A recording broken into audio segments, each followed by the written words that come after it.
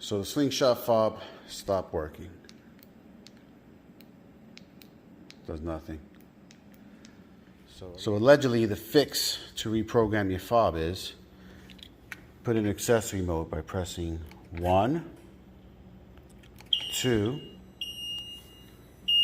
left signal light, right signal light,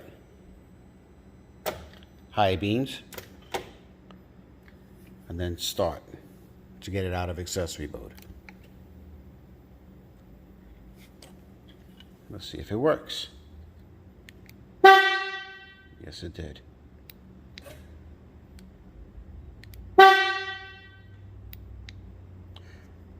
Weird fix, but that's what does it. It reprograms your FOB for the Slingshot.